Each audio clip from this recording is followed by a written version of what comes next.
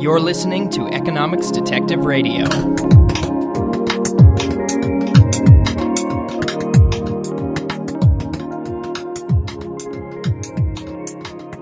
Today I'll be talking with James Caton about the gold standard and the Great Depression. James, welcome to Economics Detective Radio. Thanks for having me, Garrett. First, a personal question. You and I met last year at a seminar put on by the Institute for Humane Studies. What have you been up to since then? Well, Garrett, when I met you, I was in between. I just finished getting completing my master's degree at San Jose State in economics, and I was entering into the PhD economics program here at George Mason. So now I've completed my first year, and during that time, I've spent as much of my spare time as I have studying and writing about the gold standard, both classical and the interwar gold standards, and trying to understand and tease out the implications of the gold standard era, how they can relate to both to the modern monetary era, as I come to understand that better. So gold is just one of the many things that we've used as money. We've used cowrie shells, tobacco, various different metals, and of course today pieces of paper with politicians' faces printed on them. So what is, very generally, what's significant about gold and what makes it interesting for us to study today? Well, you got to think about what money is, and money is a medium of exchange, right? It's a unit of account, and really that unit of account is what's important. Back when people were using gold, you could think of the unit of account in a certain sense as ounces. That's not quite right. It's whatever units they came up with, but the unit of account telling you how much money or wealth you had was delineated in a certain amount of specie, gold or silver or whatever, tobacco notes or whatever it was at the time. The nice thing about gold, and the reason why it has been useful, though not perfect, but has been useful, is that it's scarce, and because it's a metal, it's easily divisible. You can use it as money because it does quickly, as opposed to, say, tobacco notes or tobacco leaves, which typically you don't use the leaves, you use the notes, because the leaves are so sensitive that it would be just absurd to try to exchange them directly and have them last over a long period of time. And of course, different tobacco leaves have different levels of quality, whereas all gold is, except for maybe minor impurities, gold is fairly consistent. Yeah, and you can measure the inconsistencies. Even in the ancient world, you can measure the inconsistencies the same way that they would check to see, for example, if like a crown was purely gold or jewelry was purely gold. You could check and see if a gold coin was full gold or if it was something else by seeing how much water it displaced. Oh, interesting. So you don't need to necessarily melt it down and do some sort of high-tech metallurgical study. You can just use basic implements that a merchant might have in his shop or a person might have in their home. Basic physics. Gold is a certain density as opposed to silver or some lighter metal that you might try to mix in there in order to make the gold coin or gold jewelry at a cheaper or lower cost. And so you could check with that to make sure that was right. And also, you see references in the Hebrew Bible, Christian Old Testament, to using scales for gold to make sure that the gold was of the right weight and measure. So, there have been these mechanisms for a while, and gold is convenient for that reason, that we come up with methods to make sure that the money is what they say it is, that it has value. So historically, in at least in Europe, before the 19th century, both gold and silver were commonly used as money. But out of that, just gold emerged. So my question to you is, what happened to silver? Well, we have to be careful about what we mean when we say emerge, right? Gold emerged as the single metal that was used. Well, in Europe, before the 1870s, gold and silver circulated in a lot of countries side by side, and some countries used copper as well, with the exception of England, which didn't allow for copper coins to legally be coined.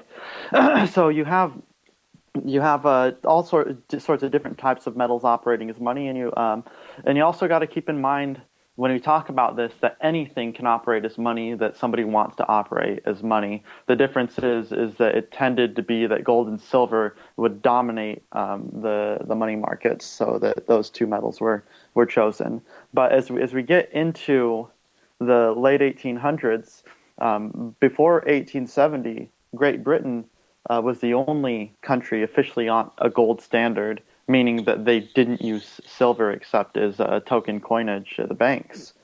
After the 1870s, particularly after 1871, Germany switched to the gold standard after its victory in the Franco-Prussian War, which led to a cascade, basically, of the rest of Western Europe adopting the gold standard, and eventually the United States as well in 1879 upon resumption, when they redeemed the specie from the Civil War, the greenbacks. So from 1879, all the Western countries were on gold. And how did that system work? If you have any understanding of how the gold standard operated, this should be understandable to you. Essentially, central banks would consolidate the gold stock. And when I say gold stock, I mean the existent gold money in a country. And so, banks would leave the gold at the central bank or on account at the central bank.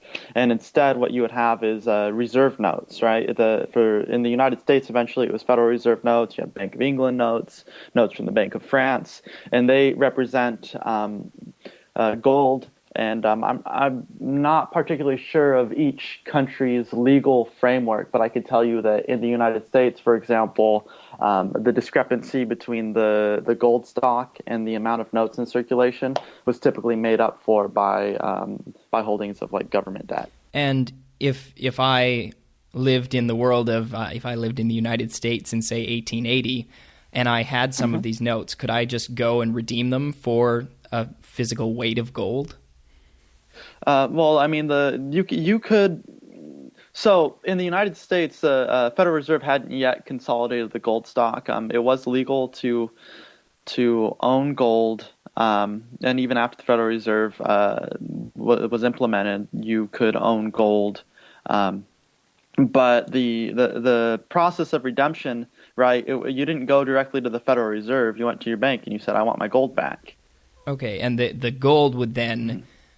They were holding, or the bank was holding gold with the federal. They would have some on hand themselves, and then they would have some in the central bank's vaults. Yes, I'm not, and I off the top of my head, I couldn't tell you the particular ratios as to how much they could have on hand or not. But essentially, if you held a deposit slip, you could go and you could redeem the deposit slip for gold, which.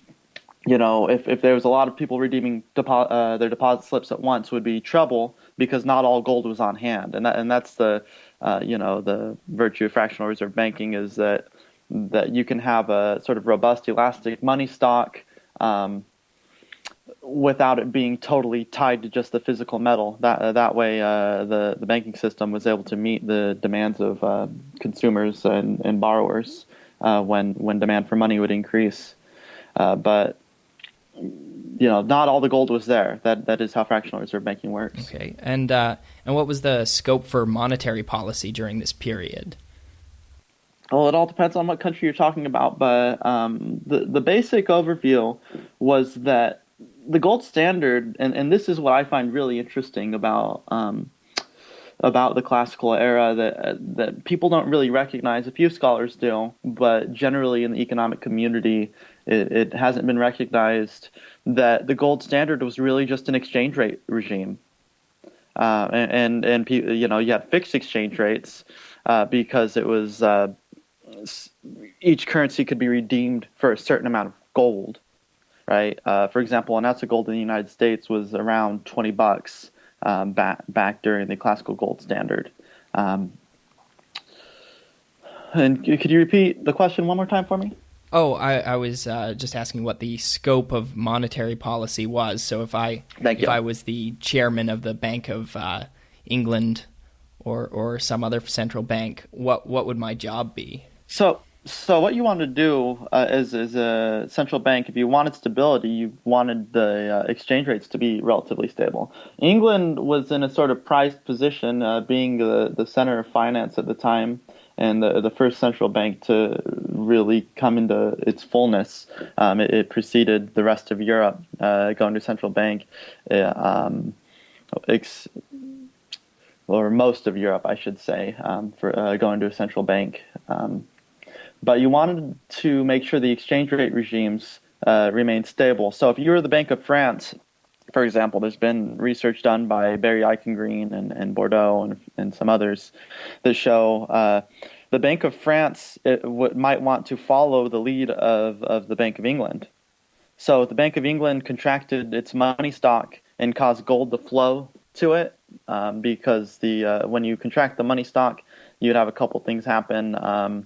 You'd have a short run rise in the interest rate, and you'd also have a fall in prices in England, for example, if the money stock contracted. So cheaper prices and higher interest rates will attract gold from abroad to the country. So if you were France and you didn't want to lose your gold, you would try to maintain your exchange rate with the Bank of England or with the pound, and you would also contract. And so essentially, as phrased by John Maynard Keynes, the Bank of England was the conductor of the gold standard orchestra. But if you were not the Bank of England, right, then you would want to try to match the Bank of England, what the Bank of England was doing. And this is pretty much the case up until World War I, and that's when you could say that the gold standard really lost leadership, and that loss of leadership was devastating. So you mentioned that when you contract the money supply, the short-term interest rate rises, and that's because you're contracting through the banking sector, and the banks then cannot lend as much. Am I correct?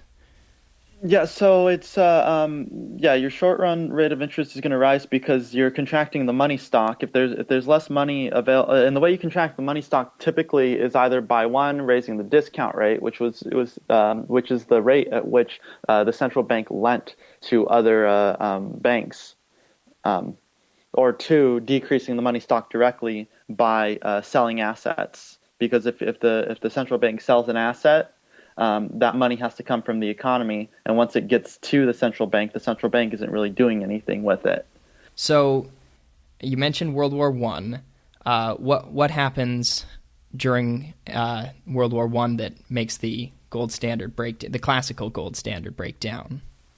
Yeah, well, when all the countries went to war, I mean, essentially, freedom changes during wartime. You have less freedom.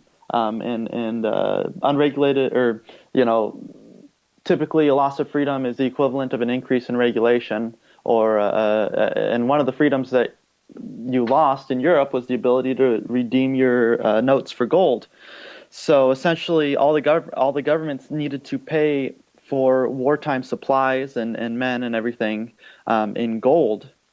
In order to do that, they needed to hold on to the gold stock and use it and keep the anybody in their country from doing that. And Europe had a head start on the United States at this point in terms of consolidating the gold stock. So at the central bank, so they were much more able to engage in that. Because remember, in 1914 is when World War I started, and that's about the same time that the Federal Reserve opened its doors. So if I'm a person in England or France in 1913, I've got these notes that I think of as gold, as equivalent to gold. I know I can redeem them for gold. But then war breaks out, and suddenly I can't. I just have fiat paper, essentially. Yeah, and so there's this idea in economics, but I think also generally in finance, that a war is a temporary thing, And so, especially with World War One, the idea was that, oh, we're going to go to war for, a few weeks, maybe a few months, and then we're going to come home. It was almost like entertainment in a certain sense, and that's an exaggeration on my part. But they really thought that it was going to be real quick. And if you look at the precedent in history, the Franco-Prussian War was very quick, and any other skirmishes that had occurred before World War One, but after the Napoleonic Wars had been pretty quick. So historical precedent led everyone to believe that the war is going to be short, and the expectation during wartime is that taxes levied during war are gonna decrease after the war.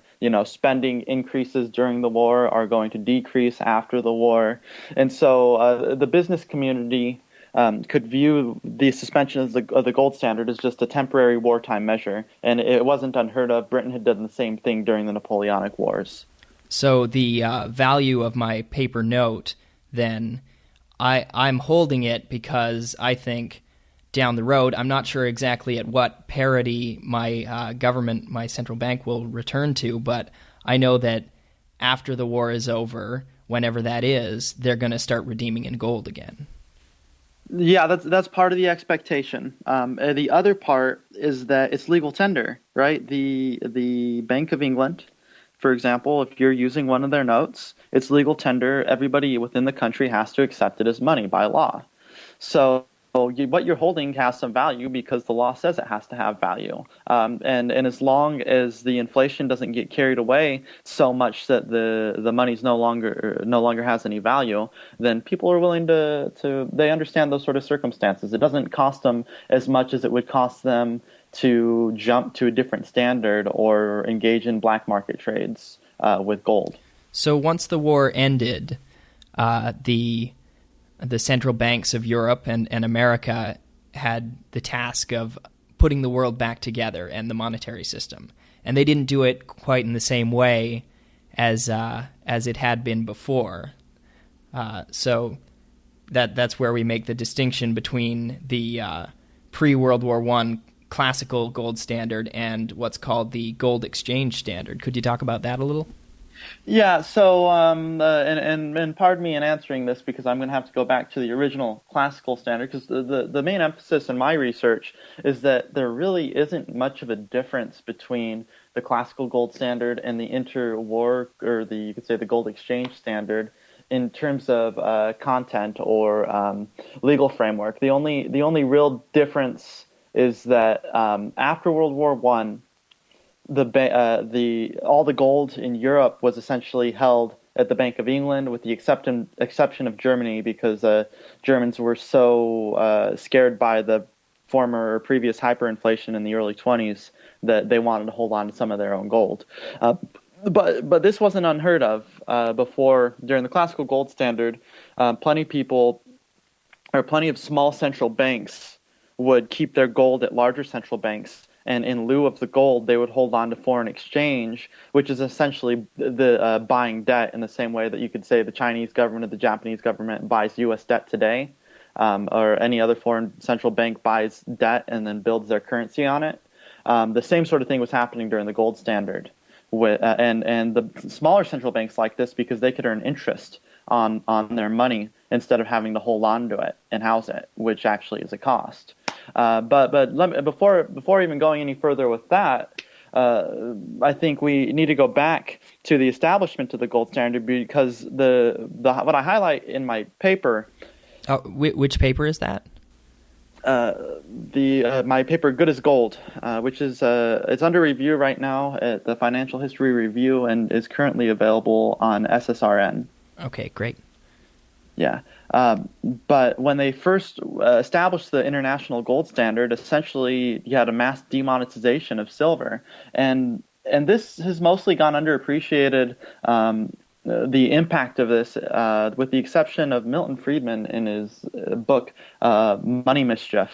He included an article that he had published looking at the demonetization of silver in the United States, and showing the impact that it had on prices. And his conclusion is that by moving to a single metal, prices were depressed for quite a while, And what I mean by this, or let me explain this a little further, is that before you moved to the gold standard, you lived in a world where you could use gold and silver as money. But by demonetizing silver and saying that it's no longer money, we're no longer going to accept it or use it, and the government's not going to continue to coin it, because essentially that's what happened in the United States. You are getting rid of a large swath of money. And money is a good, similar to any other good, there's demand for it. So if you have a certain amount of demand for money and you lose a large portion of the money stock that was available to you before, you're going to have falling prices because the value of the money itself is going to increase. And so for the listener, they need to understand that an increase in the value of money is going to be equivalent to a decrease in general prices. So that's a deflation. As money becomes more valuable, you have price deflation. And that's essentially what I point out in my work, is that as all these countries moved to the gold standard, demonetized silver, we had immediately following a long period of deflation from 1873 until 1896. You had a general downward trend in prices, and they didn't recover until there was a new technological breakthrough, the cyanide process for mining gold, which made mining gold cheaper, which allowed them to mine more gold. And once that process got implemented across the board, then prices started rising a little bit, but they never really made up the ground that they lost since the 1870s. Or the deflation was never totally recovered from. So back to the gold exchange standard, if the laws were essentially the same as under the classical gold standard, what changed? So what changed was that all the countries in Europe had devalued. They printed a lot of money, and everybody was afraid to devalue their exchange rates, to say that the British pound is no longer worth $4.92. It's gonna be worth only $2, right? That's a devaluation if they would have said that. So what they did instead was they tried to spread the gold. And so instead of making all of the countries' reserves for money gold, they made them linked to gold through foreign exchange, right? So everybody holds their gold at the Bank of England, and in lieu of the gold at their own, in France or in any other country in Europe, they were holding foreign exchange. They were holding securities, things like that, which were linked to gold. And so what this did was it allowed a small amount of gold to carry a lot of weight, so to speak, to support a lot of money, because it's kind of like a double pyramid where the gold gets converted into Bank of England notes, and the Bank of England notes gets used as reserves, which you're gonna build more money off of after that. Right. So it's pyramided. The Bank of England is the top of the pyramid, and all the other central banks are the next rung, and then their respective banks in the respective countries are down at the base of the pyramid, and they are each issuing notes, and they each have reserves. And so the total number of notes and the total claims to gold is much more than the actual physical amount of gold that's in anyone's vault.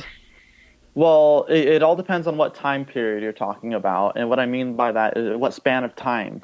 If you want to get all your gold in the next day, then that's going to be impossible. But under a fractional, so there's part of the system. There's two parts of the system, and that we shouldn't confuse. There's the fractional reserve end of the system for regular banks, where they lend out money and they hold on to reserves for security just in case people want their money back. But at the end of the day, they can retrieve whatever amount of money that they're looking for, or that they're coming to back to the bank for. It just might take some time. And then on the other hand, there's this sort of system where governments will have a total base amount of base money, and some percentage of that's going to be gold, right? So in the case of the central bank, for example, having a 40% reserve ratio or something in that nature, where 40% of their base money is backed by gold, the other is just going to be backed by government debt. In that case, not all the gold's really there. But under a system of fractional reserve banking without the central bank, all the gold technically is there. It's just a matter of how long you're willing to wait to get it. Okay. And of course, it's a matter of whether everyone else wants theirs back as well. Yeah, at the same time. Yeah, if everybody wants their gold at the same time, or their claim to the gold at the same time, then there's going to be trouble. And that's when you get bank runs and deflation. But usually that's not a problem unless the government has created some sort of boundary or regulation or some bad policy move, which is essentially what happened later on in the Great Depression, which I don't want to push to there yet, but that's usually the nature of utter collapse. It was a bad government policy. So where we're at in the narrative, in the story, after World War I, the central banks do not want to devalue. They want to come back at a parity that is closer to the pre-World War I levels. And so they are essentially reversing the inflation that happened during the war and creating large-scale deflation. How did that manifest in the economies of the various countries? Well, part of it was trying to avoid deflation. So there was a big deflation after the war, but it wasn't a full deflation because the countries tried to maintain their what's called their pre-war parity or their pre-war exchange rates, which I just spoke about. But moving along in the narrative, after World War I, Europe was still not on the gold standard. Or all the European countries were not on the gold standard still. Only the United States was on the gold standard. And the United States decided that it wanted to get its inflation problem under control because after the war they hadn't stopped expanding the money stock and prices were still rising. And so they did something that to me it seems rather insane and again goes relatively unnoticed or at least under scrutinized by a lot of economists, even Austrian economists, which I find strange, is that the United States slashed its base money stock by about 40%. And what I mean by that is, right, there's gold and there's Federal Reserve notes, and of that it decreased the amount in circulation of Federal Reserve notes by over 40%, much of which was compensated for by gold inflows. But what that did was it increased demand for gold and put downward pressure on prices everywhere. So we did have a deflation, a general deflation in 1920 and 21, and it was all purely central bank policy. With Europe not being on the gold standard at the time, just as a sort of retrospective opinion on my part, the Federal Reserve could have simply maintained its reserve ratio and let Europe come back online, responded to that appropriately, as opposed to engaging in this massive deflation so that prices could be more like what they were before the war, so that Europe could get back on the gold standard. Right, and so a lot of this has to do with political accommodation, where politicians don't want to face a devaluation because that hurts confidence in the currency, that hurts confidence in the government. They'd much rather pull off this sort of shenanigans where eventually you have a gold exchange standard, building all of this government money, fiat money, so to speak, or you could on a small amount of gold reserves. So as of 1920, 21, 22, gold is flowing into the United States. Yes, and this is where things get a little sticky, because essentially for part of this period, the Federal Reserve is not expanding the base money as fast as gold is coming in, and that's rather troubling, because if you don't expand the money stock as gold's flowing in during this time period, essentially the gold inflows are having no effect on prices. This is what you call sterilization, for those who have heard the term. And so you're keeping gold from having its full impact on prices and commerce by doing this. And so that was a problem before 1925. After 1925, when Europe does get back on the gold standard, the Federal Reserve actually keeps its ratio of gold to Federal Reserve notes relatively stable, and so that's perhaps another area of interest we can go into as we go on here. Oh yes, please do. Okay, so after 1925, the typical narrative from I imagine people that your listeners are aware of, Austrian academics, and the story hasn't changed much really since Lionel Robbins and Rothbard. You pretty much have the same story, is that the Federal Reserve engaged in inflation and therefore led to a boom that precipitated a bust that led to the Great Depression, right? And then there's some analysis about why the Depression was as deep as it was, but ultimately they pinned the Depression on the Fed. And I don't think that's a fair story. And actually, this is a project I'm working on right now, is that the ratio of Federal Reserve notes to gold remained relatively stable. Now, M1 and M2 fluctuated quite a bit. The broader monetary aggregates, things that we think of as money, deposit accounts, time accounts, things like that. Yeah, those fluctuated, but those are all market oriented, market driven. The Fed actually was keeping the base money stock very stable. So I don't think you can blame it for letting, because all that they were really doing was, as gold flowed into the country, they were allowing the gold to impact prices, to impact the money stock. They were actually multiplying the base money stock according to how much gold they had. And they kept it within a relatively narrow range throughout between 1925 and 1929 until they started tightening, and eventually the French government started tightening as well and collecting gold. But before we go on to that, we should probably start back at the beginning of the gold exchange standard. Okay. So back at the beginning, that's the end of World War I then. Mm-hmm. Yeah. So the beginning of the gold exchange standard is actually 1925.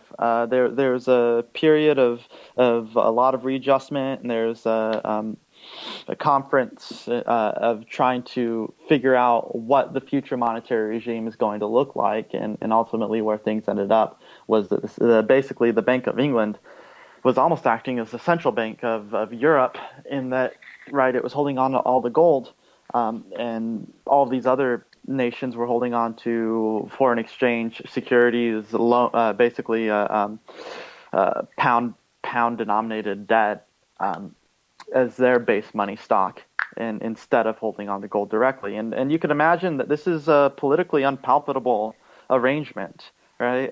Especially a country like France, who has a proud history, is not going to be very happy with England, a country that it's tended to have frictions with in the past, though not always, to be basically controlling its monetary regime. I wonder what that says about today's European monetary regime, but go on with the 1925 story. Yeah, there are certainly some similarities between the modern environment, both in Europe and the international environment, using the dollar as a sort of de facto standard.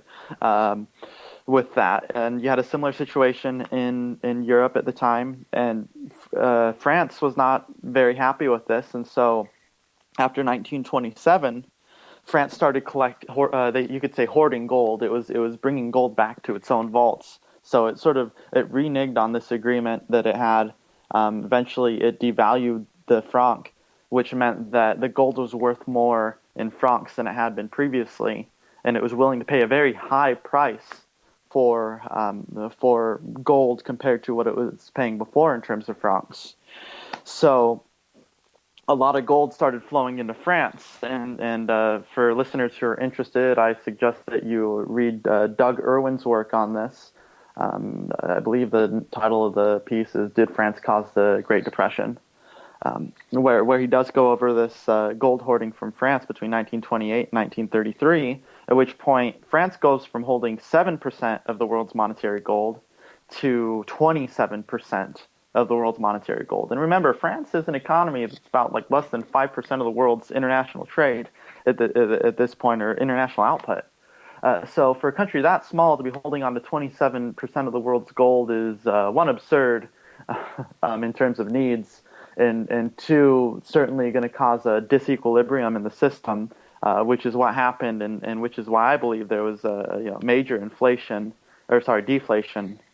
starting in 29 and thereon afterwards. And in your view, was that what triggered the stock market crash of 29? I do, and so this is the project that I'm working on right now. Part of the crash is going to be because the Federal Reserve had tightened the money stock. But the amount that it decreased the money stock in the United States versus the amount of gold that France was hoarding makes me believe that while the Federal Reserve, by not being accommodative, was in part responsible for the crash and the depth of the crash, especially. I mean, the crash, it needed to happen, but definitely bad Federal Reserve policy and the policy of the Bank of France made it happen much worse than it would have, and possibly sooner. So the Fed then should have been inflating, in a sense, to cancel out the Bank of France. Well, at this point, this is really difficult because we're looking at prescriptive measures for a historical situation, right? And so I could say, well, the Federal Reserve should have done X, right? There were a lot of economists at the time who would have been totally happy to leave the gold standard and go on an index standard or even a fiat standard. You see this from Irving Fisher at the time.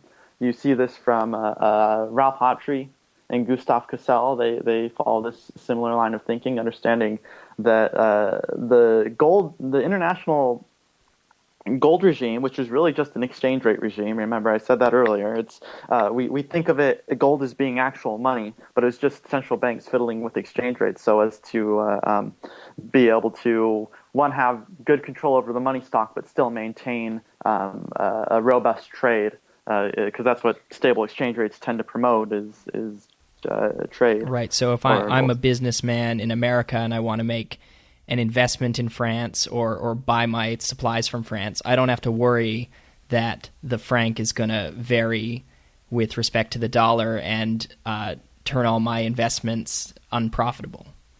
Yeah, that's the idea. And so that was why people found it so attractive. That's why Hayek found the gold standard so attractive. He says multiple times in his writings in the 1930s, we want to go back to the gold standard because the gold standard was an international standard where everybody was using the same money. And when you got down to it, while it wasn't precisely the same unit of account, it was all directly exchangeable. So it might as well have been the same unit of account. Essentially, you can imagine in a gold standard world, everybody's using ounces of gold. So 1929 comes along. There's the stock market crash, and how do central banks react?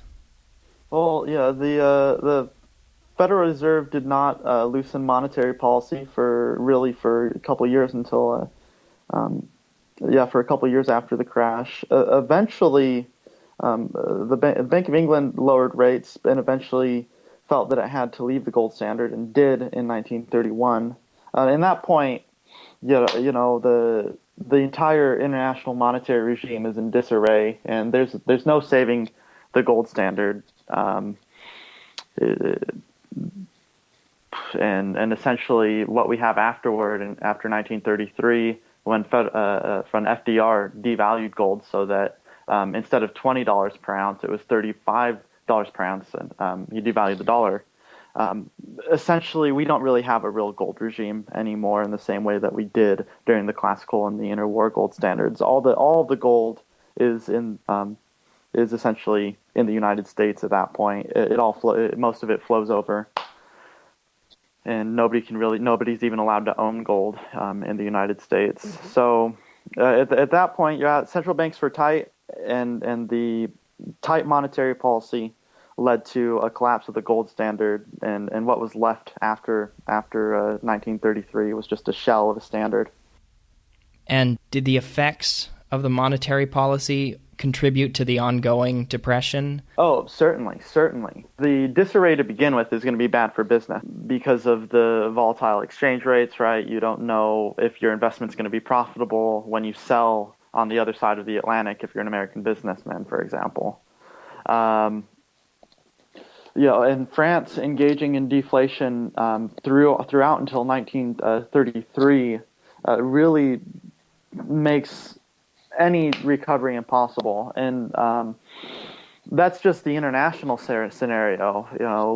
Listeners who are more interested in the United States should know that there was a huge banking crisis in 1931, and at that point, the problem became systemic. When you have institutional collapse, the way that you had institutional collapse during that period with the bank run starting in 1931. It's very difficult to recover from with just an easy monetary policy. You need way more than that.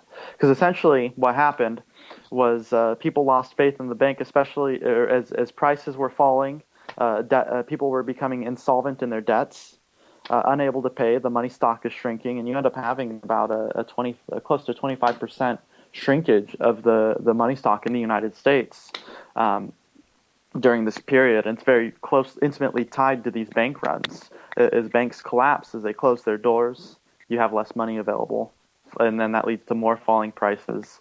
And really, oddly enough, the only thing that stopped that was the devaluation of the dollar by FDR in 1933. Not that I necessarily promote that sort of policy of manipulation, but at that point, the situation had gotten so bad that only a dramatic change in the monetary regime could fix it. But of course, the depression continued on long after 1933. But of course, there were other factors: new tariff regimes, different policies, just ongoing real factors. Yeah, the Smoot-Hawley tariff in the U.S. was a big one. Doug Irwin and Tom Ristisi have done work on that. Irwin's conclusion is actually that it wasn't that big of a deal. Ristisi believes otherwise, and I tend to side thinking that a big tariff, starting a tariff war, really hurts business, hurts trade, and hurts growth.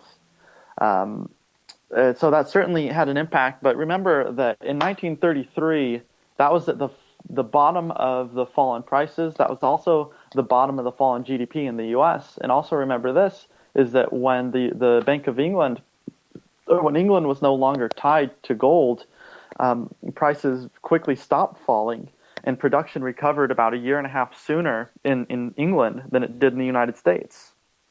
So there's clearly this tie between staying on a gold regime while France is hoarding gold and not having an economic recovery versus leaving the gold standard for whatever standard and at least being able to start engaging in some recovery because prices are no longer falling. So that's through 1933. After 1933, there's an increase production that lasts up, at least in the United States, until 1937. And so as war breaks out in Europe, that's definitely puts downward pressure on production in the economy. Brings instability, uncertain expectations. In the United States at the time, they weren't dealing with that situation, but the Federal Reserve in 1937 actually increased its required reserve ratio. And by doing that, essentially, they decreased the amount of base money available to the economy. And so they caused a sort of a second depression within the Great Depression by raising reserve ratio. So again, you sort of have like these compound policies. I haven't even gotten into the fiscal elements of it with FDR's New Deal programs and the sort of quasi New Deal programs that preceded him. But essentially, the Great Depression was extended continually until World War II because of all these bad policies that were anti-growth. And anti-trade, essentially. And some would say it was extended right through World War II, considering that most of the recovery in production was in tanks and guns and bombs, which, of course, don't help the consumer very much at all. Yeah, certainly wartime is no time for recovery, um, especially if all those resources are going overseas to kill people. All right. Thank you very much. This has been a very enlightening conversation. Where can my listeners find you online? So I have a blog. It's called Money Markets and Misperceptions. It's a blog at Blogspot. So moneymarketsandmisperceptions.blogspot.com. I also have a webpage with George Mason where they can find me on the George Mason graduate student website. All right. Thank you, Jim. Thank you, Garrett. I really enjoyed speaking with you.